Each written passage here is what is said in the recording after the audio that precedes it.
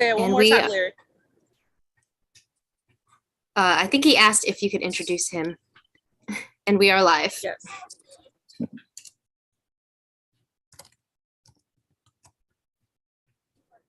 Good evening, everyone. Welcome to our board meeting this evening, the PAB board meeting this evening. I would like to introduce our newest board member, Larry Knox. If you would like to just welcome, say something, Larry. Hello, everybody. My name is Larry Knox, the newest board member.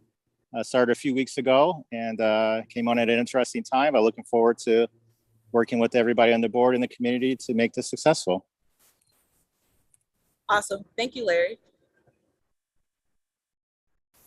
Definitely. I would definitely speak with pauses. Yes. So welcome to our board meeting this evening. We have our agenda. The first item on our agenda will be staff presentations. For staff presentations, we did want to lay out the guidelines just a little bit so we can make sure that we're clear. For our staff presentation, each staff member will get 5 minutes to speak, just so we can be strict on our timeline, and we can also handle our business and executive session for this evening. If you do have any concerns, you can just message me or let me know, or if you need a little bit of extra time, just let me know as well, and we can give you a little bit extra time if you need it. But if you guys want to decide who's going to go first, and then we'll keep I'll keep track of the time as far as what time you're starting, and then I'll let you know when your 5 minutes will be up as well. And I'll give you a 1 minute reminder before the 5 minutes is ended. Any questions before we begin? No? Okay. Which one of the staff members would like to start? Does it make sense to go in the order that we're in on the screen? I don't know, because that's different for everybody. Yeah, so it's different for everyone. Like the configuration of the pictures is different. So I don't really know, but if you would like to start us off, Natalie, that'll be awesome. Sure, I'll start off. Thank you. All right, perfect. Your start time is going to be 6:38, so you'll have until 6:43. Go right ahead, Natalie. Okay, awesome. Thank you. Can everyone hear me? Yes, all good. Yes. Okay, great. So just before I get started, I'd just like to provide some clarification by letting everyone know that this is going to be a report of the Public Affairs Division within PAB. This division is comprised of a communications team and a community engagement team. So in terms of the Public Affairs Division's progress, so far we have created a network of social media pages, which include Facebook, LinkedIn, Twitter, Instagram, and also develop media contacts to ensure that the public is aware and informed of what is happening at PAB. We have also created a pipeline recruitment program that has ensured our team is filled with diverse and qualified people. The effort included the development and launch of our website, rockpab.org, to build community awareness about PAB and promote our jobs. The development and implementation of a multimedia jobs advertising and promotion campaign that included TV, radio, social media, and promotions with community organizations. As a result of those efforts, PAB successfully received approximately 1,000 applications for 30+ job openings. We also developed a second phase state-of-the-art webpage that will allow the community to learn their rights and file reports securely, simply, and confidentially. A soft launch of this new website will happen this summer and will coincide with the public launch of our complaint process. We have developed a comprehensive public education campaign that will notify the public about how to file complaints, get involved in PAB's work, and request educational tools and other components to include Know Your Rights workshops, protester rights, demystifying and identifying officer misconduct. Lastly, we've developed a summer youth leadership program, which launches in July and seeks to build leadership, engagement, and center youth voices around the reimagination of public safety. The steps we've taken to open our doors. The public affairs team has hired Causewave community partners to assist us in the development and implementation of an integrative communications plan that includes strategies to promote awareness of the PAB and the upcoming launch of the investigations and complaints processes. We've hired Food Concepts to assist us in the design of the second phase state-of-the-art website that will educate the community on PAB's work, build community capacity, and allow for the intake of complaints and reports and the ability to check on the status of a report once a complaint has been filed. We've also developed a comprehensive community engagement plan that includes targeted quadrant-based engagement and outreach strategies, neighborhood canvassing to engage the community, ongoing constituency group outreach, which includes but aren't limited to people with disabilities, people involved or previously involved in the criminal justice system, LGBTQ communities, immigrant communities, non-English speakers, etc. The development of neighborhood ambassador program, a community hubs program where community members can file reports at neighborhood businesses like laundromats, corner stores, local banks, health centers, schools, etc. A youth leadership and engagement program, partnerships with community influencers and social media influencers, and also partnerships with community leaders and program directors within community-based organizations to help make community members aware of the complaints process and our work. In terms of our current needs, and this is specific to the Public Affairs Division, hiring is huge, a huge need for us. While we've been successful in hiring 2 very qualified professionals to round out our communications team, there is a huge need to restructure, prioritize, and resource the development of PAB's community engagement team. Currently, we have 2 people hired to that team, a deputy chief of community engagement who began just 2 weeks ago, and a senior community engagement specialist who will begin on Monday. In order to build community trust and relationships, drive public reporting, and build community leadership and awareness, there is a critical need for PAB to prioritize resources for the hiring of additional community engagement staff. I'm happy to share an updated staffing model and justification for each role with the board at a later date. Next is communications management. We would like to work with the board to develop new communications protocols, which include communications, community communications, and crisis management. Next, under communications management is the need to improve communications between the board and the communications team to ensure timely, accurate, and regular flows of information in order to form up our education and transparency goals. And that is it for public affairs. Thank you. Thank you, Natalie. Would you like to give your update, Dwayne?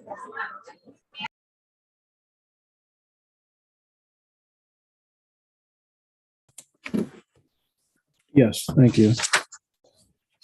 So my name is Dwayne Bosco, Acting Chief of Investigations.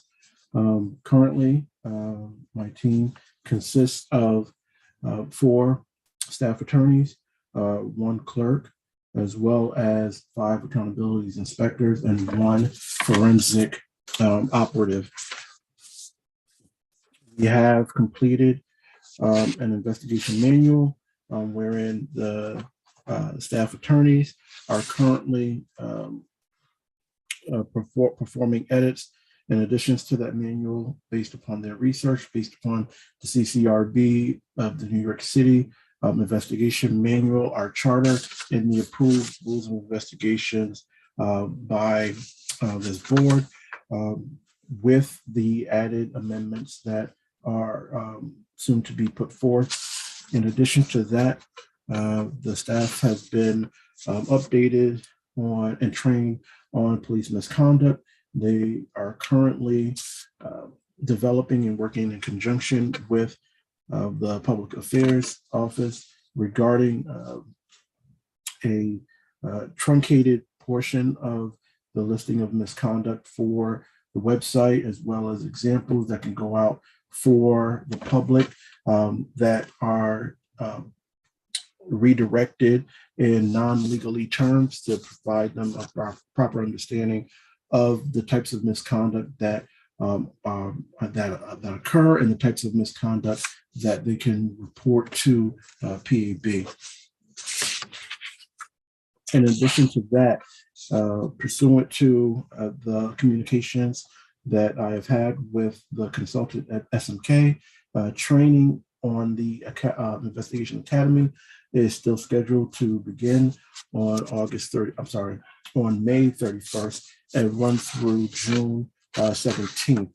That training, portion of that training is going to be dependent on our relationship with RPD in gaining access to ride along, as well as information sharing with RPD. To that end, I'll go to the ask that we're putting forth to the board, and that is we are requesting assistance in securing proper meetings with the Deputy Chief Smith. Thus far, we've set meetings for April 29th, May 6th, and also May 12th. Each of those meetings have been canceled for a variety of reasons, anything ranging from attending funeral services to early morning incidences that have occurred, to as well as press conferences with the mayor that ran in conflict with our arranged meetings. Our latest attempts to meet with the deputy chief has met with somewhat resistance in that due to the current status of the executive director, they're requesting to hold off on any meetings until such person or point person is appointed, and based upon the city council's meeting that just wrapped up prior to this meeting, it doesn't appear that that is something that's forthcoming immediately. So we would request that a point person, and even if it's in name only and not with the full job description that City Council is reserving at this time, just act as a liaison to RPD so that we can move forward with the meetings with with Chief Smith in order to secure that information.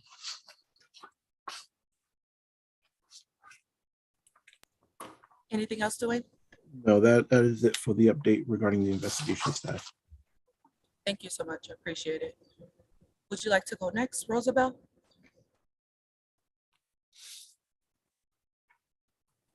Absolutely.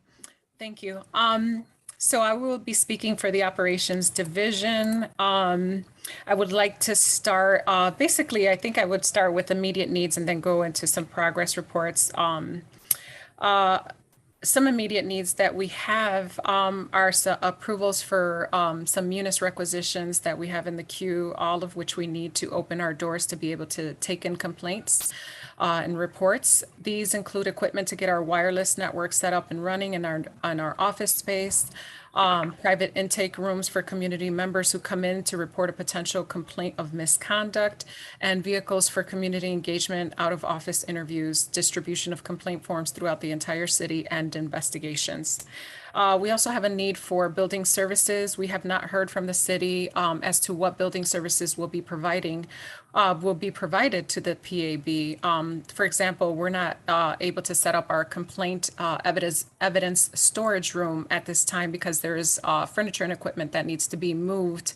And our building services, the city's building services folks are trained to properly and safely move things around. We don't have those services to be able to do that. And another need is hiring.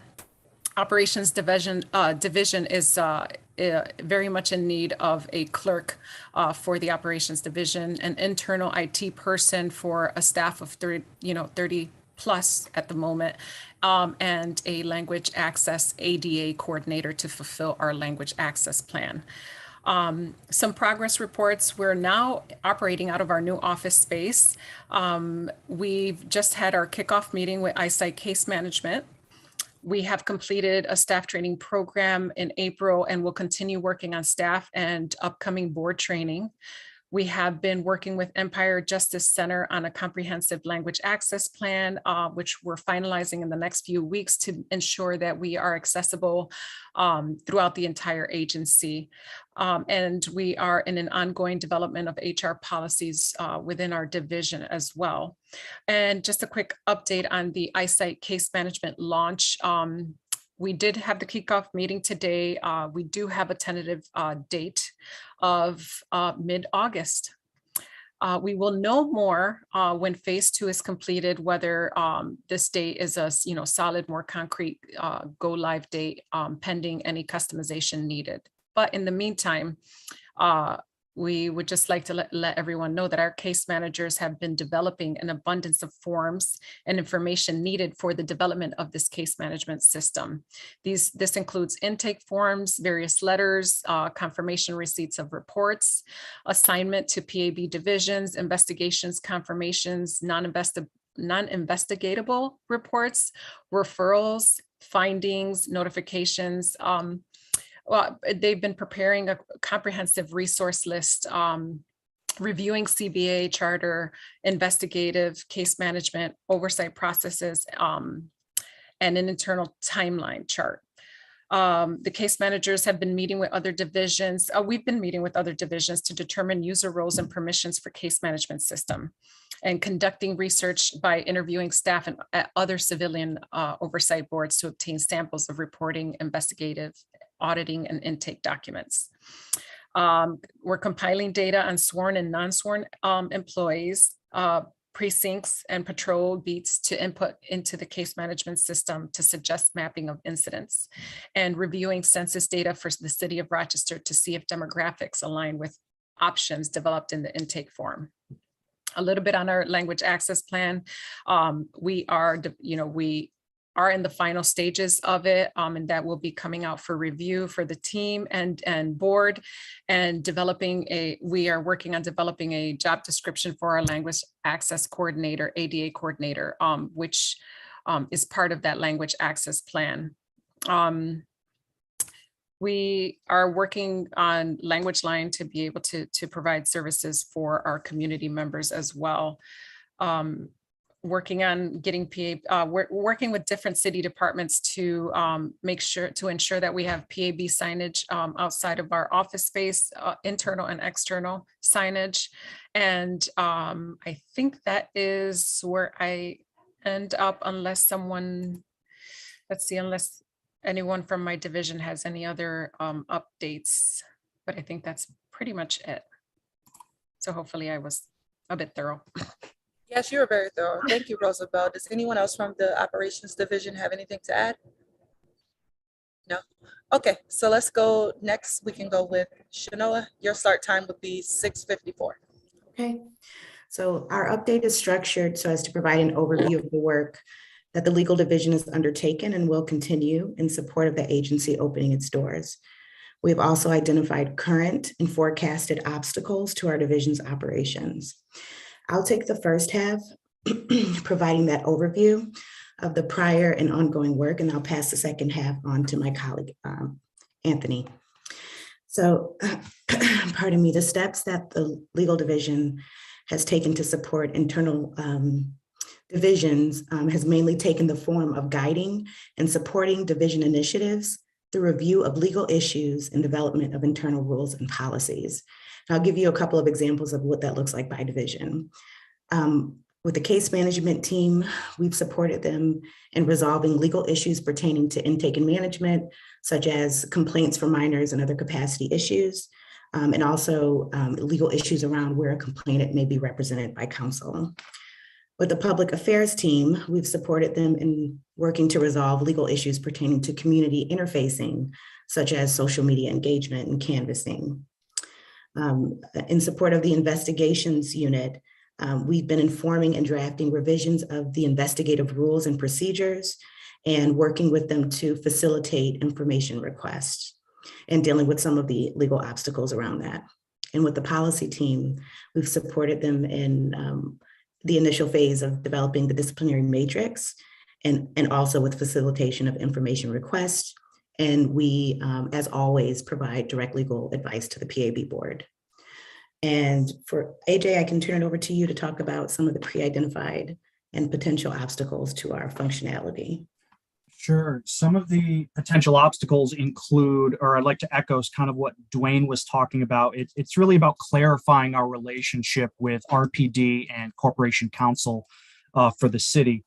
So obviously, one of the main issues there is going to be access to information and evidence from RPD, as well as getting access to information from Corporation Counsel where appropriate. But there are open questions about when that might be appropriate based on certain conflicts of interest that Corporation Counsel may have, and based on some disagreements about the law related to PAB's discretion to disclose and redact information for the public, and potentially to get access to some information from RPD. So those are potential concerns. And, if they're, hopefully it doesn't come to this. Obviously, we want to have a cooperative relationship and be able to get access to all the information and evidence that the city charter says we're entitled to. But there's potentially, cost of litigation if it goes that route, and hopefully it doesn't. So I think those are some of the primary obstacles that the legal division might have to deal with to get us to a point where we can accept, hear, and investigate complaints.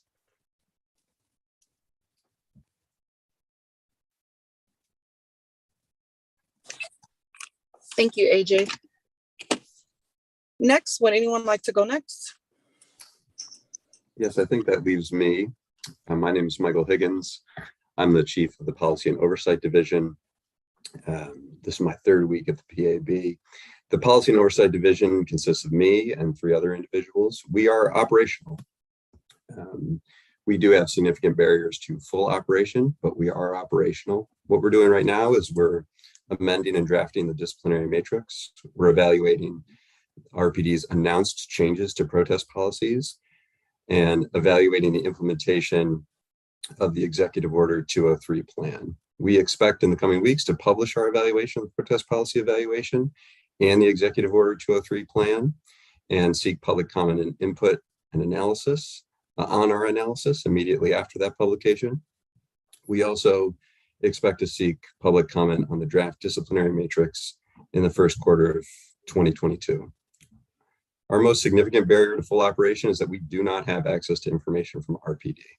Without that information, we cannot conduct comprehensive policy analysis and oversight investigations that are based on the facts on the ground. A secondary barrier is hiring. So we are at less than 50% of our budgeted staff, and without more staff, we can't do the full complement of duties assigned to the Policy and Oversight Division. That's all I have. Thank you. Thank you guys so much for sharing and giving us updates to the board as well as the public. Is there anything else anyone wants to share before we end this part of the agenda?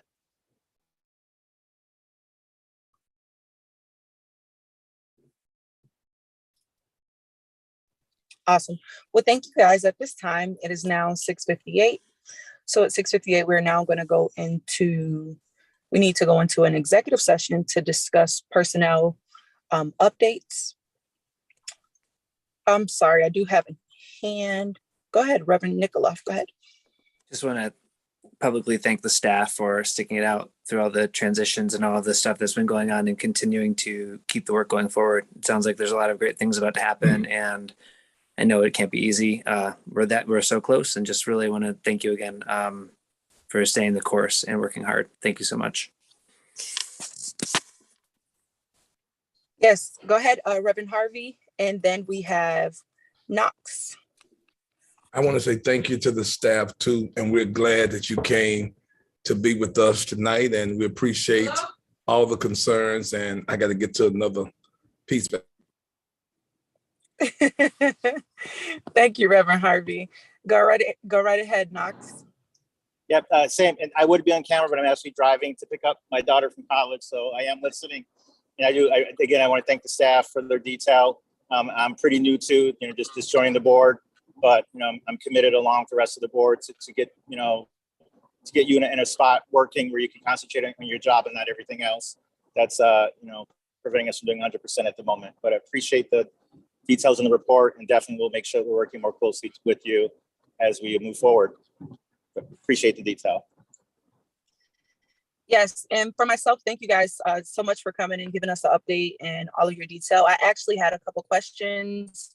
However, the questions that I had has been answered. One of the questions that I was going to speak to, and I anticipated on asking, was how helpful will it be to have a liaison to help facilitate certain conversations that you guys haven't had at this time? But a few of you have already touched on that, especially Dwayne, when you spoke to, meetings being canceled. So that's why I didn't ask that question because you guys have already spoke to that, as well as Higgins, you spoke to the, not being able to completely do the job without your full staff. So many of the questions that I had coming into the meeting, you guys really already spoke to, but I just want to thank you for giving great detail. We really appreciate it. And just thank you just for coming and sharing your time as well. If you guys need us at any time, just reach out to us. Thank you. Thank you so much. You're welcome.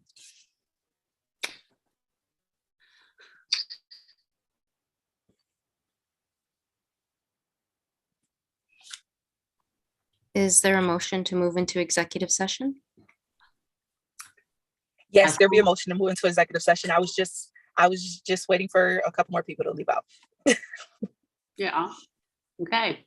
Okay, now they're gone. Sorry, we still had AJ and Melody still here, so that's why I didn't make the motion. Can I put a motion on the table for us to move into executive session to have personnel updates? May I have a second? Okay, and Mr. Knox, how do you vote? Yes. We haven't voted yet. I second. So, you second. Thank you. I had a second from Harvey, Arlene, as well as Knox. Can I get a vote for everyone that would like to go into executive session? Aye. I have Harvey, Aye. Arlene. That's everyone. Aye from Larry. Okay. Thank